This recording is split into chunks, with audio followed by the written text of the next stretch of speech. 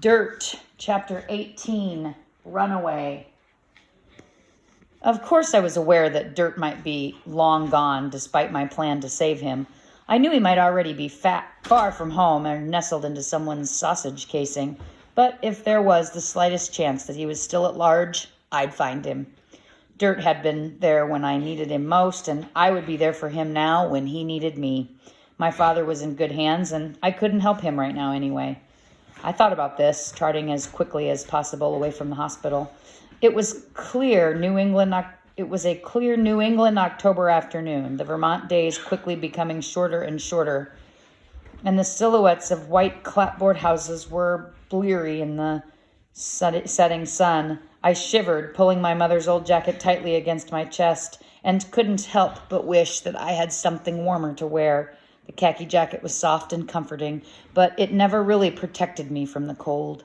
I made an effort to concentrate on the road ahead, the one that would lead me all the way back to Mutter Street and to the rocky stone path where my empty little crooked house awaited my return.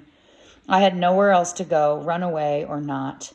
There wasn't anyone I could trust and no one who really trusted me except for Dirt. Except for my pony. Maybe if I hid out at my house for an hour or so, I could get myself together, gather up some provisions, and think about where to hunt for Dirt. And maybe, just maybe, he was waiting for me there already. My heart beat faster at the thought. I realized that someone might have been following me from the hospital, that I wouldn't completely be safe until fully hidden from view. I swallowed hard at the thought of being followed or captured, and I quickly looked over my shoulder to make sure no one was at my back. To my relief, no one was behind me.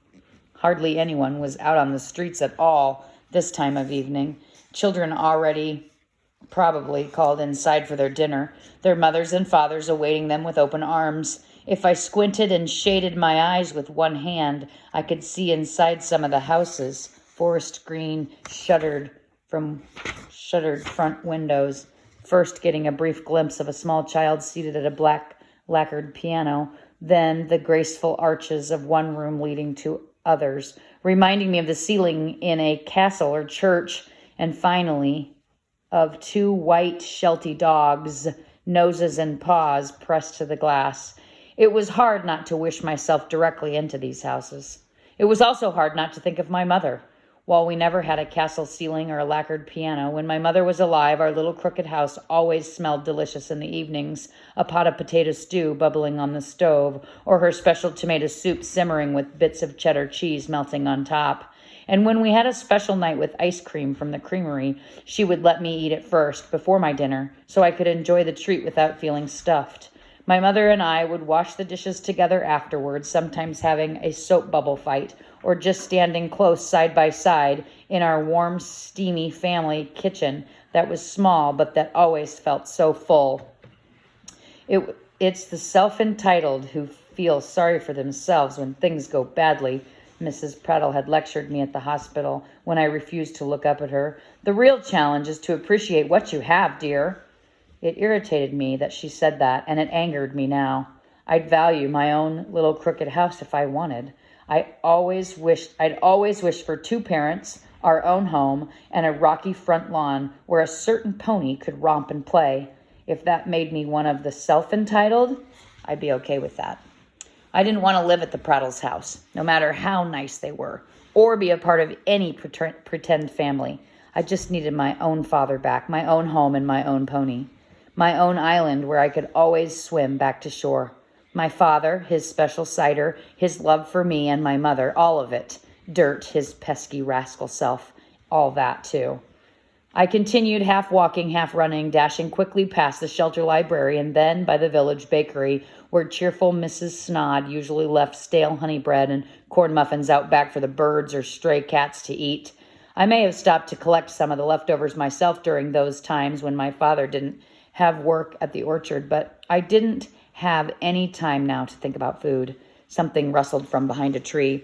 I held my breath and picked up my pace, but still could feel the presence of someone coming closer and closer. Imagining that the authorities were about to capture me all over again, I broke into a jog, then a run, as I heard the scratching at my heels. But it was only Walt Whitman, the town's stray mongrel, who soon overtook me, his ratty black fur covering both eyes, his black tongue hanging permanently from the left side of a frozen, toothless mouth. As usual, he recoiled when I reached out to pet him. Soon he softened, allowing me to give him a quick rub on his scabby scalp, and I then quickly wiped my hands on my legs. Walt was known to host all kinds of parasites, and now wasn't the time for me to be a warm body for any of them. I dashed past the town hardware store, the coffee shop, and the Shetler pharmacy, its rusty sign hanging crookedly from above, the enormous S missing. So it read, Helter Pharmacy. Dumb. My heart raced as I got closer and closer to home, and I tucked my chin to my chest in the hopes of being less recognizable. At any moment I could be caught, a terrifying thought. I kept on going forward as quickly as I could, passing several more houses with white paint chipping and wisteria vines twisted around porch railings, bikes lying on their sides in front yards, lawn grass already yellowing into autumn, huge pots of dark purple mums and bright orange pumpkins lining front steps, the very same pumpkins that Dirt loved to demolish with abandon. I broke into a full-out run then. Just the thought of Dirt renewing my energy.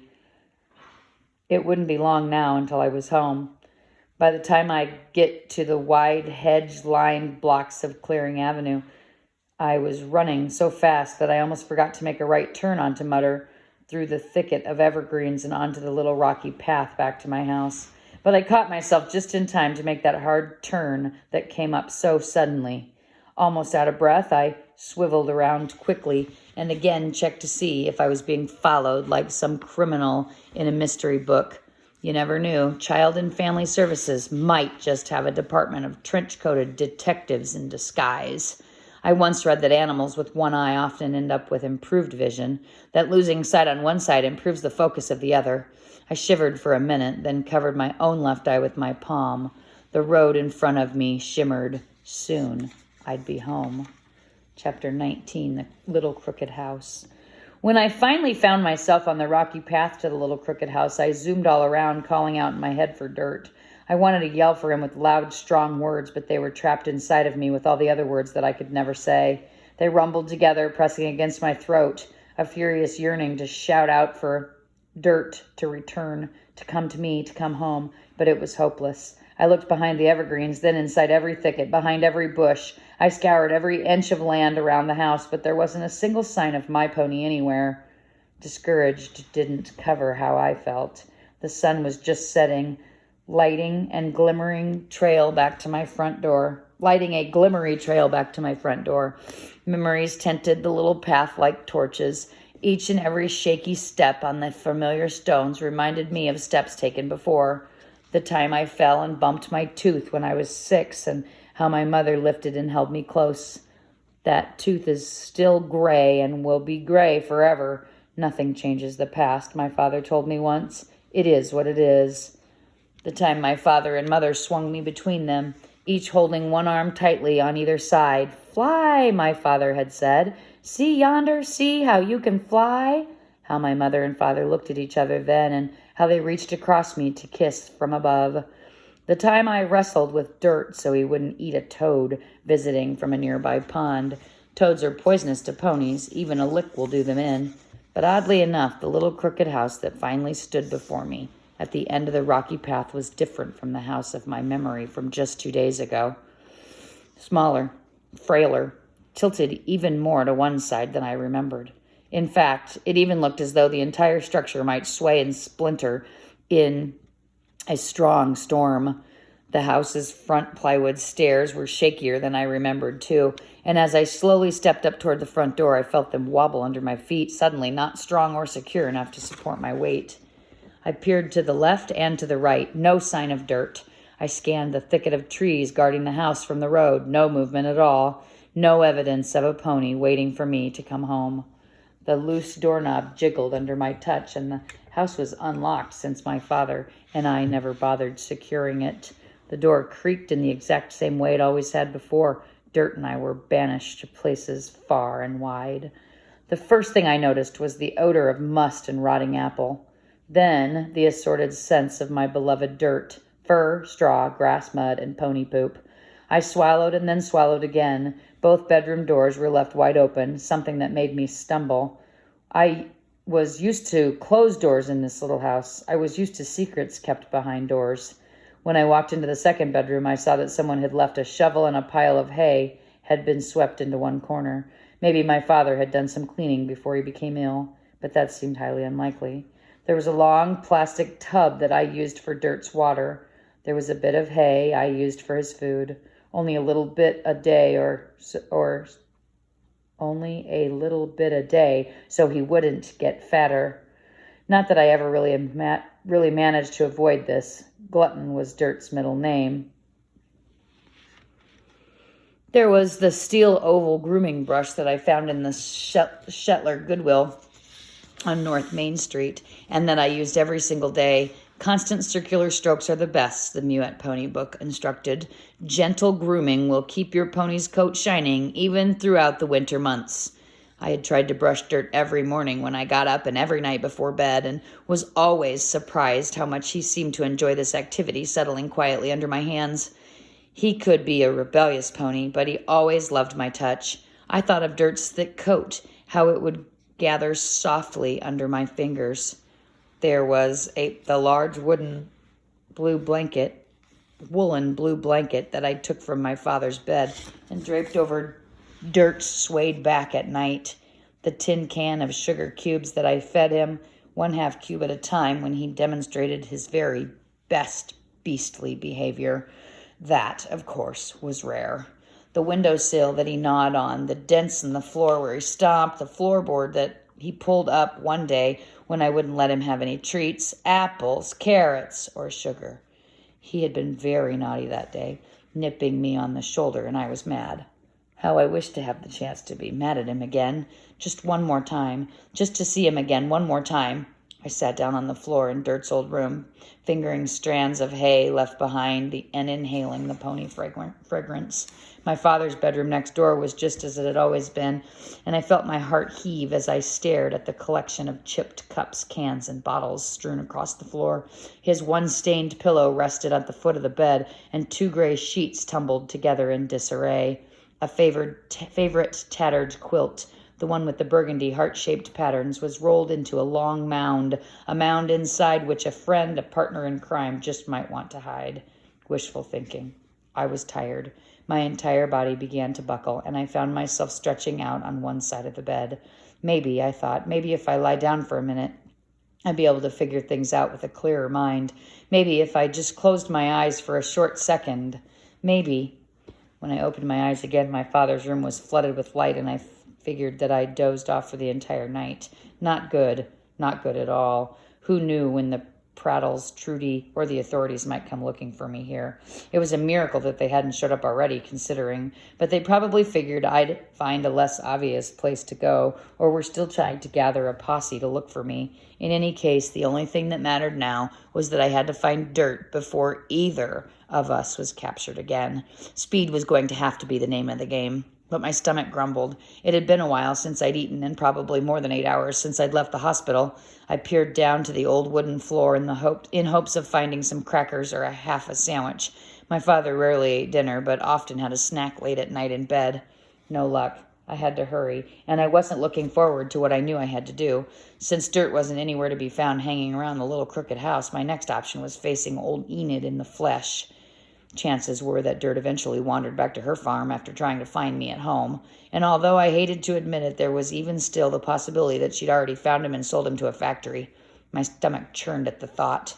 After quickly pocketing 2 bruised apples from the kitchen counter, 4 slices of cheese wrapped in cellophane from the refrigerator, and a $5 bill, and 3 singles that I kept hidden in the freezer for emergencies, I stopped to look around. There was no telling when I'd see my little crooked house again. Then I headed out the door, running all the way to Enid's farm. By the time I reached her gate, I had already demolished 1 apple and 2 pieces of cheese, despite my nerves. Running while eating isn't exactly recommended, since choking is always a hazard. But I knew that I knew that I'd need all the strength and energy I could possibly get. My stomach began doing somersaults. Who knew what Enid might say or do to me? I swallowed hard and marched ahead. Chapter 20, Enid spills the beans. The old woman was usually seated on her front porch's tarnished glider, gnawing on chewing tobacco and chattering to herself. But didn't it figure? On the one morning that I actually wanted to find her, she was nowhere to be seen. I knocked on her door. No answer. I tried to look through her front windows, but they were both covered with old newspapers taped up from the inside. Just as I was planning to walk around the back of the house, I felt the hair on my neck stand up. Then I heard a low, raspy voice right behind me. "Why, I'll be! What are you doing here, of all people?" She was wearing an old pair of stained overalls, a red flannel shirt, and a large straw hat. I felt her bitter breath sting my face as I turned. "Well, well," she cackled. "Look who it is." I smiled weakly, trying to dredge up any possible drop of charm I might have, although charm wasn't my strong point. "The little horse thief herself." Enid's pointy face was wizened and her beady eyes gleamed. "What do you have to say for yourself, young lady? I'm surprised you had the nerve to show up here. And don't pretend. Don't give me that innocent face. I know that you and that drunk of a father had something to do with it when my animal went missing, even before I saw the writing on the wall."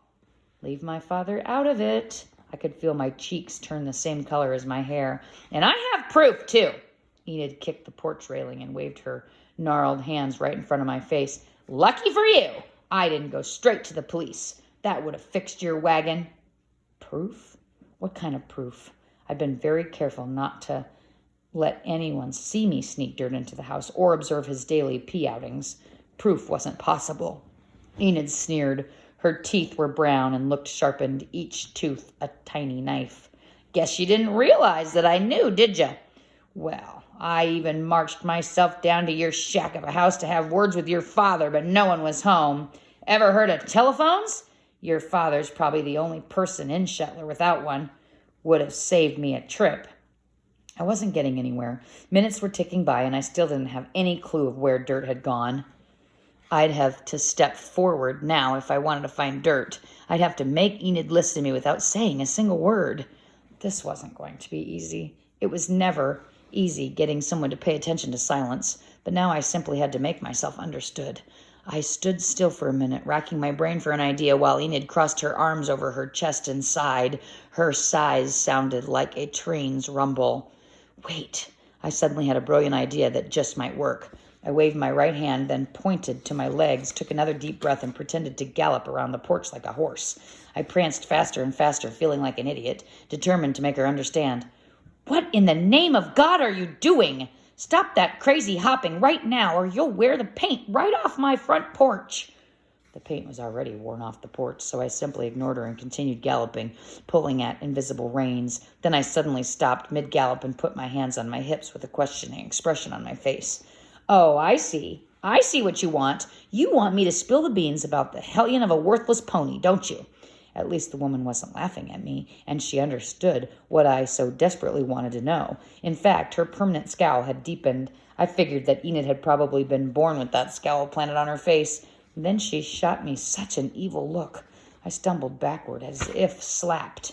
Her eyes lit up a ghoulish greenish color, and her mouth tightened into a grimace that made my skin crawl. For a second, I was tempted to run. "So, you want to know where the critter is? Why should I tell you? Why should I tell you anything, considering?" Gathering my composure, I nodded quickly and reached into my pants pocket where I had stuck the $5 bill. When I handed it to Enid, she looked surprised for a minute, and then her face twisted with yellow greediness. She snapped up the money in 1 second flat and crammed it right inside her flannel shirt. I'm not exactly sure where inside, but I didn't want to think about that. "I suppose," she continued, crossing her skinny arms, "that I have that low-life itty-bitty to thank for finally learning what happened to that worthless horseflesh. Never thought I'd end up dealing with the likes of him. Who would have thought?" Everyone in Shetler knew about Itty Bitty. Word was that he was from some mysterious island way up north by Canada, where everyone was a cannibal, gobbling each other up every chance they got, and that he'd been in jail for knifing a man at Tatler Falls when he was a teenager. Haywood Prune once told me that Itty swallowed whole animals raw, heads, hooves, and claws included. I didn't actually believe that, and it made me sick to think that this criminal had anything to do with Dirt. So, little missy, Enid seemed to be enjoying herself now, smacking her wrinkled lips and chortling. I thought her chortles sounded like croaking frogs. Why, just late yesterday evening, that itty-bitty varmint came up to the farm for a visit and offered me cold, hard cash for the animal right then and there. Said something about keeping the critter and maybe giving it to some kind of circus or zoo. Pretty foolish if you ask me, since that animal's uglier than sin. Anyway, since the horse was missing and no one had seen him, I couldn't sell. Now, could I? Could I? A zoo or circus? It was a huge relief that Dirt was still alive and I didn't have to worry about horse meat anymore. But the idea of him dressed up in silly costumes and used for entertainment bothered me. While Dirt wasn't exactly dignified, he wouldn't like doing circus tricks or being pointed at by crowds. It seemed that Enid was waiting for me to answer her question. No chance of that. But you know what, you little thief? Enid bent down toward me, her voice raising a few pitches. Itty-bitty knew just where to find my horse. He'd seen a red-headed girl walking it with the overgrowth across the way a few days ago, just like some fool walking a darn dog. He saw you there with my horse behind your house a while ago, too. A red-headed girl leading a short, fat horse. Those were his exact words. Shetland pony, not horse. My eyes narrowed so that they were almost closed, and I bit my lip once, then twice. And do you know what else, you pathetic juvenile delinquent? The old biddy continued, spitting out each word. We made a deal right then and there, itty-bitty and me. Got myself some cash, and that fool biddy fella, well, he bought that dumb creature from me. Thank goodness for that. Half a bag of feed included. Itty went and found him right behind your house, clear as day. Dirt wasn't a dumb animal, and he certainly wasn't uglier than sin. He was a Shetland pony from Scotland, and it broke my heart to learn that Dirt might have been waiting for me at home, innocently waiting with no idea what was to come. Now get out of here, you wretched pain in the neck. You and your father are one and the same. Both of you losers. No good at all. Enid slammed the door right in my face, and I heard the sound of it bolting shut. I may have been a horse thief, but I resented being called a loser. My father and I walked a different road than most, but we knew better than to slam a door right in someone's face.